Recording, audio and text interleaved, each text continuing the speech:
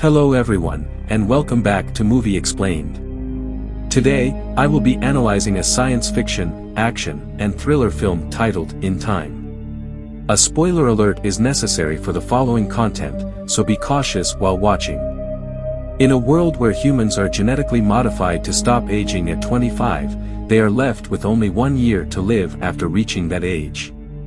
To display a person's remaining lifespan, a timer is implanted on their forearm, and time is now the world's currency. The rich live for an indefinite amount of time, while the poor live from paycheck to paycheck. Will, the protagonist, wakes up to discover he has less than 24 hours remaining. He visits his mother, Rachel, on her 50th birthday. Their celebration is interrupted by a discussion of finances, during which Rachel informs Will of bills and loans they must repay. Will assures his mother he will manage the money. Rachel informs him she will be gone for 2 days and instructs him to meet her at a bus station to give her more time. She then gives Will 30 minutes to purchase a decent lunch before he heads to work. On his way to work, Will meets a kid named Maya, who asks for a minute of his time. Will grants her 5 minutes and sends her off with a smile. He meets with his friend Borel at the factory, where they produce time storage devices. After completing his job, Will checks his payment and finds it insufficient. He demands more, but the supplier says that the quota has increased, and he hasn't met it. Later, Will goes to a local bar, where some men invite him to gamble, but he refuses, reminding one of the men that he owes Will an hour. Will takes the hour and meets with his friend, Borel. Borel is drunk and points out a man who has over a century left in his time. Will notices someone observing the man, Henry, and warns him that he is being watched.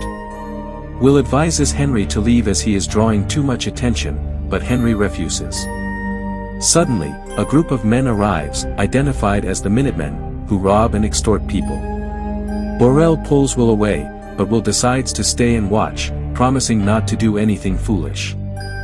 Fortis, the leader of the Minutemen, demands Henry's time, and even offers him the chance to fight for it. Henry becomes sick and heads to the bathroom, where he vomits while being watched by a Minuteman. Will then bursts in, knocks the guard out, and takes Henry with him. They run out of the bar, with Fortis and his gang in pursuit. After being chased by the Minutemen, Will and Henry manage to escape and hide in an abandoned building. Henry reveals that he is over a century old and desires death due to mental fatigue. He explains the injustices of their world, where the rich increase the cost of living to keep the poor dying and accumulate more time. There is enough time for everyone, but the powerful are blinded by greed and immortality. Henry asks Will what he would do if he had the same amount of time, and Will says he wouldn't waste it like Henry.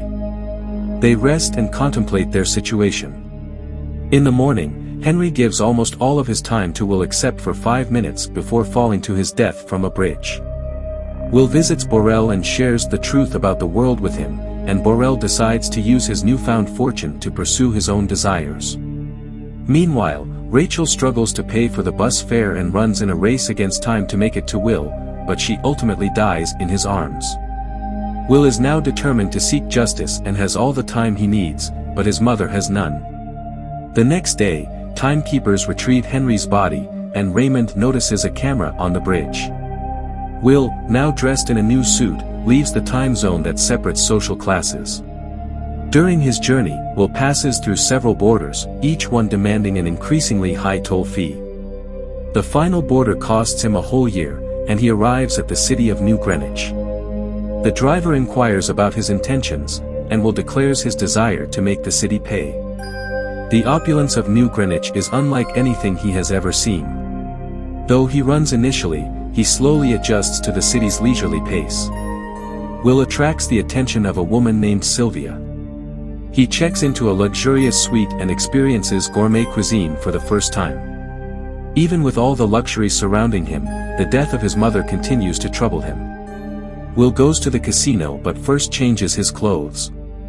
In the timekeeper's headquarters, they notice Will on the surveillance footage, and Raymond recognizes Will's father. Will joins a poker game and befriends Philippe, a billionaire with endless time. Will wins big in a poker game against Philippe, earning over 2 centuries. Philippe raises the pot by 50 years, but Will remains confident and calls. His attention shifts to Sylvia, a lovely woman sitting beside Philippe. Philippe justifies the wealth gap between the poor and the rich as natural selection and raises 2 more centuries. Will bites and calls, but is left with only 30 seconds left on his arm. Will wins the game, earning a millennium, which excites Philippe. Philippe notices Will's interest in Sylvia and asks if he thinks she's his grandmother, mother, or wife. Will simply admires her beauty. Sylvia is Philippe's daughter, and she invites Will to a party.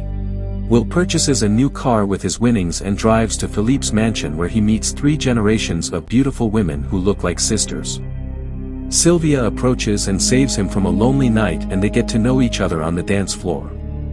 While Sylvia opens up about her meaningless life, Philippe and his wife watch them closely. Will takes Sylvia to the beach where they undress and float on the ocean, but their moment is disrupted by the arrival of the timekeepers. Will is interrogated and arrested by Raymond, but he attacks the guards, takes Sylvia hostage, and they escape. During the car chase, they crash and Sylvia is left with 30 minutes of time. Will knocks on Borel's door to get more time but learns that he has died. They rush to a jewelry dealer to sell Sylvia's earring for time and hide as they hear the timekeeper's sirens.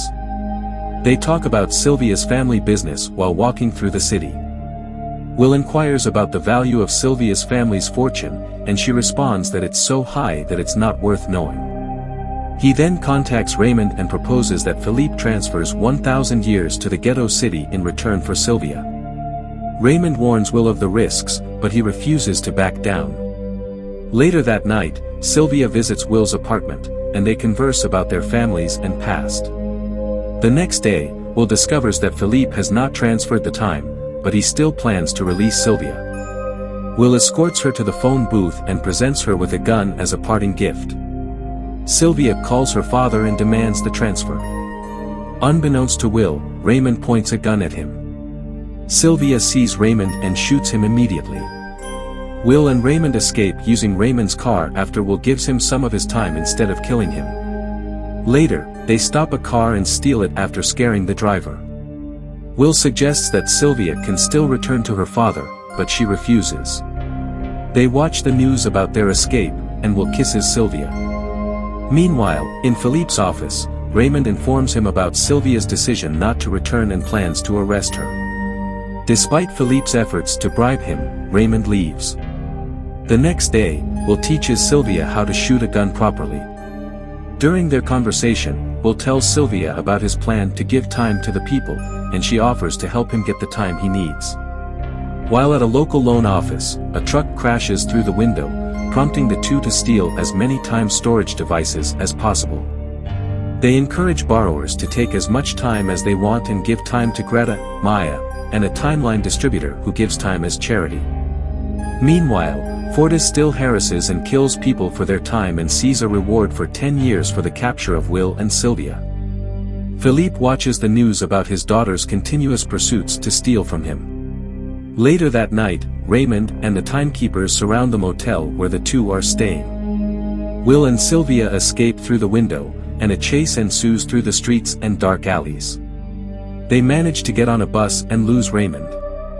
Fortis interrogates a group, threatening to steal their time. A man steps forward with information on their whereabouts after one of them dies. At the motel, Will and Sylvia sit and discuss the challenges they face and the possibility of death if caught. Despite this, Sylvia feels alive with Will. Suddenly, Fortis and his men break down the door. Fortis offers Will a chance to play for his life, which he accepts.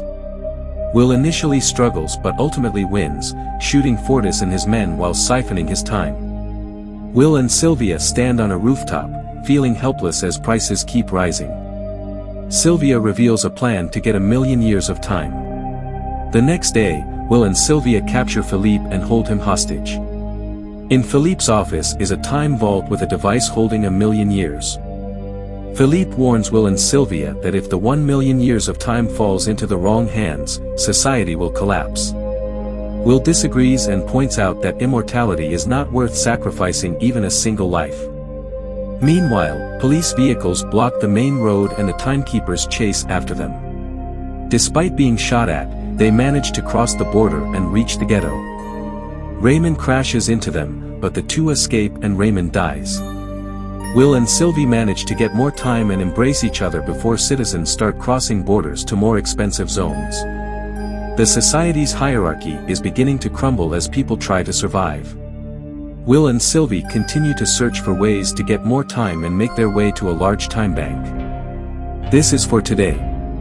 Please like, subscribe, share for more amazing content.